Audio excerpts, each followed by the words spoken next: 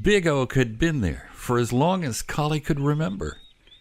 First, big and scary when Collie was just a seedling, and Big Oak looked taller than the sky.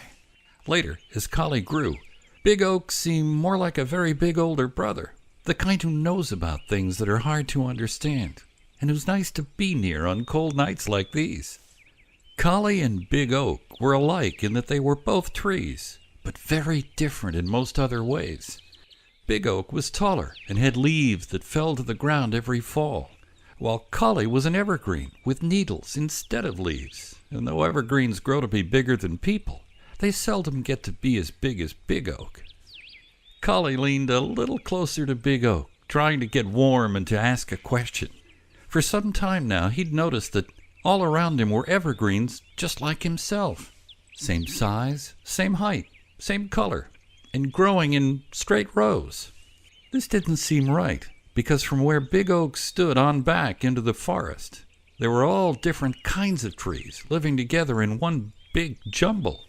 Big Oak, he knew, would know why this was so. Big Oak, Collie asked, why do all the trees on this side of me look just like me, and all the trees on your side of me look different? Big Oak shifted his giant branches and thought for a moment.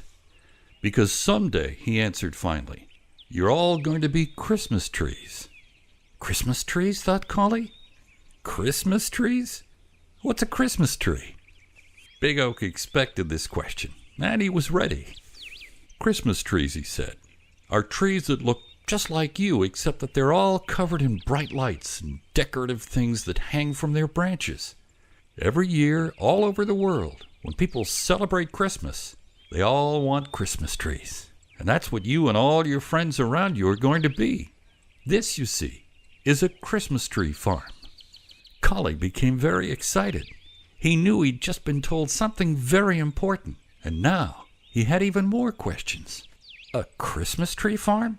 You mean there are places where they just grow Christmas trees? That's right, said Big Oak. Do all the people come get us? Collie wondered. No, said Big Oak. Every year in the fall, men who work on the tree farm look for the trees that are just the right size to fit in people's houses.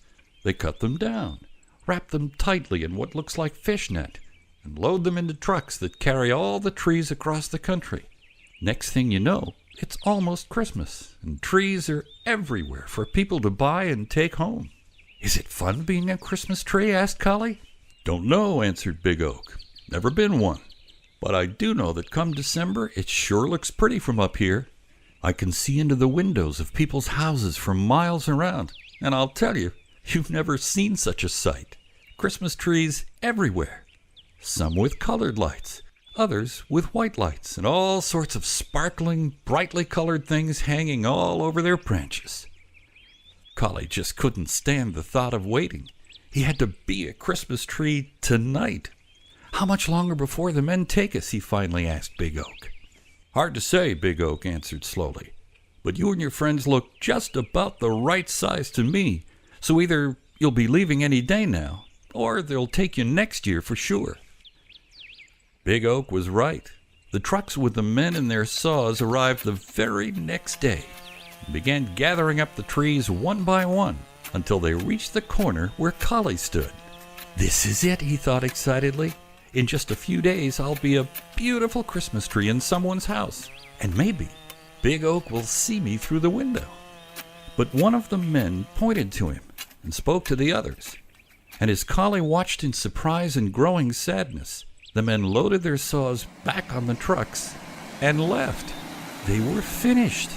They had taken every evergreen that looked like Collie away to be a Christmas tree, except Collie. Why? He was heartbroken.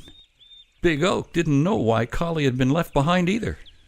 Big Oak tried to make Collie feel better by talking about the weather and what kinds of birds were his favorite, but it was no use.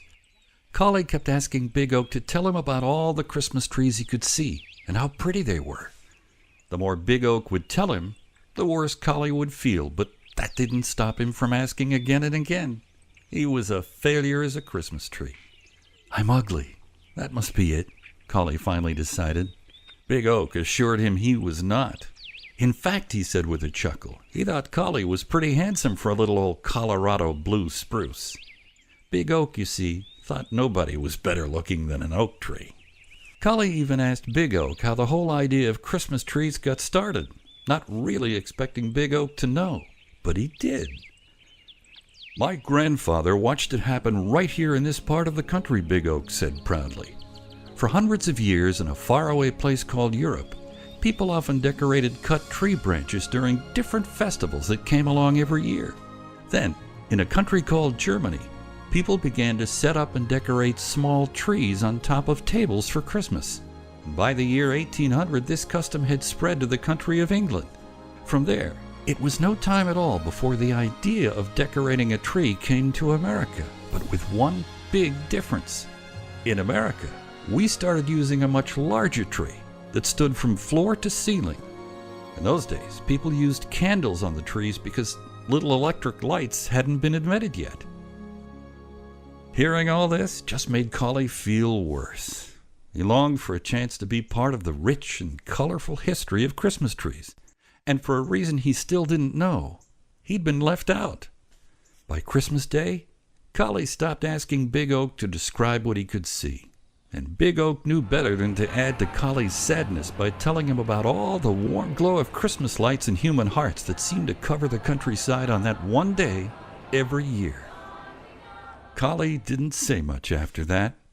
Have you ever wanted to be something more than anything else, and then watched someone else become it instead? And not just someone else, but almost everybody else. If I weren't meant to be a Christmas tree, Collie asked himself, what was I meant to be?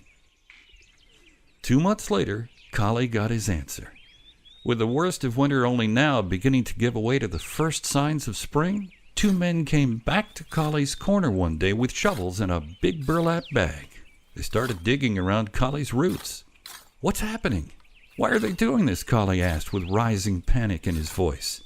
"They're taking you somewhere," Big Oak replied thoughtfully, trying to be of more help than that.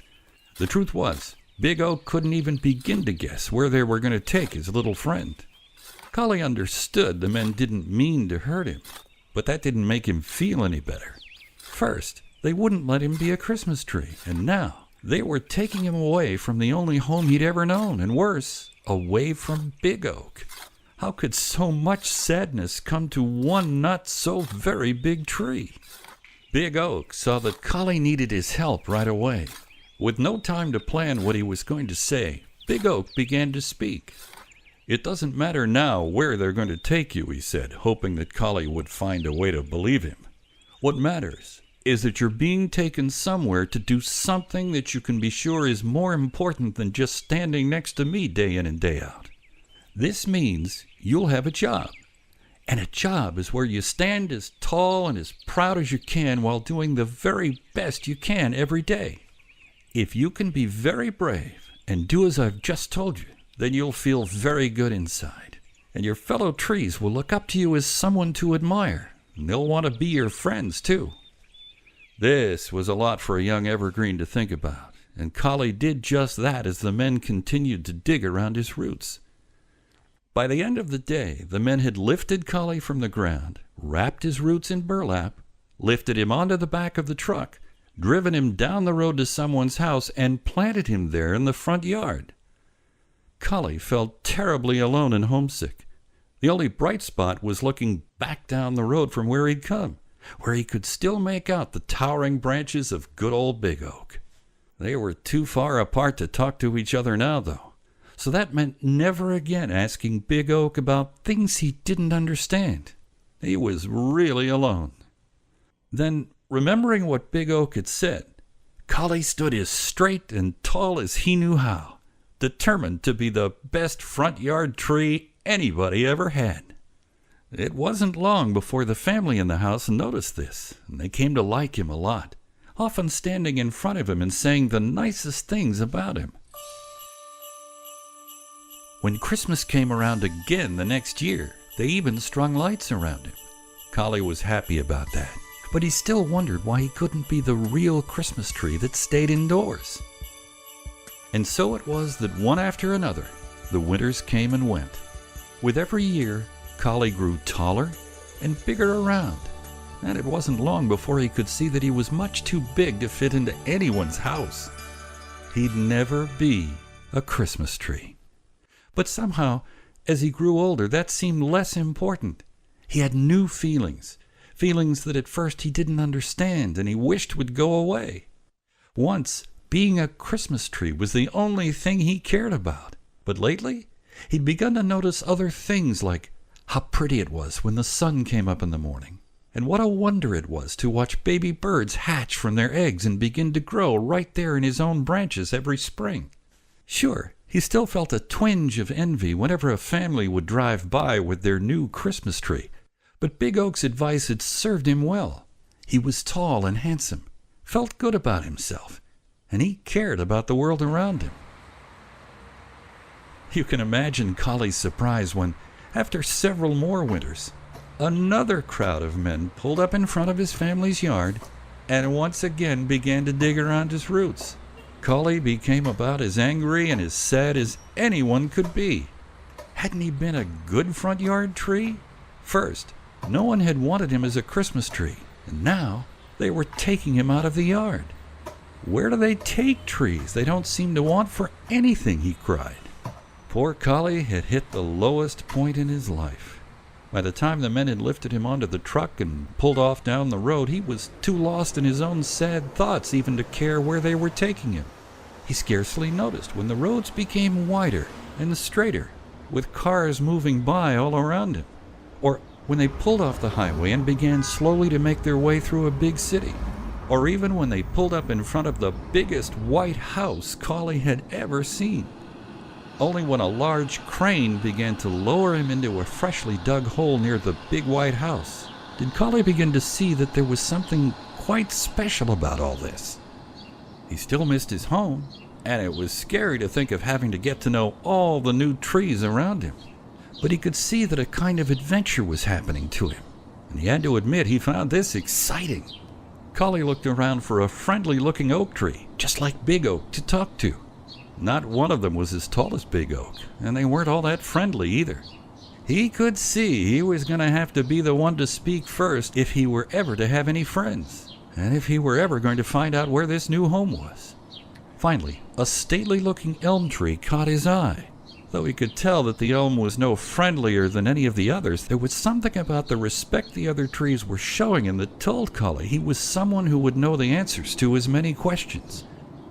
"Excuse me, sir," Collie said in the friendliest and most polite tone he could manage. "Where have the men brought me? And if you don't mind, why am I here?" At first, the stately elm tried to pretend he hadn't heard the question, but finally, realizing he couldn't avoid the new member of the neighborhood, he began to answer in a slow, carefully spoken way, as a teacher might when she's not very happy. "Am I to gather from your question that you don't know where you now are?" asked the stately elm. Collie felt foolish for not knowing, and he wished this tree would try just a little harder to make a newcomer feel more comfortable. Stately elm continued in the same tone of voice. "When I was a seedling, young trees were taught what they needed to know and made ready for their jobs in life. You obviously haven't been prepared for this." Collie wanted to tell him all about Big Oak, about standing tall and having pride in who and what you are. But he didn't think it would change Stately Elm's mind one bit, so he kept quiet, hoping this scolding would soon get around to why he'd been brought to this enormous front yard with its beautiful white house. He didn't have long to wait. Where you are now is called the Ellipse, which makes up most of the front yard of the White House, which, if no one has told you, is the home of the President of the United States. "The President of the United States?" thought Collie with surprise. "The one I used to see on TV when I peeked through the front window of the home where I used to live? But why have I been brought here?" Collie finally managed to ask.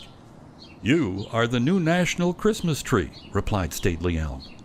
"During the holiday season, you're decorated with the most beautiful display of lights in all the country.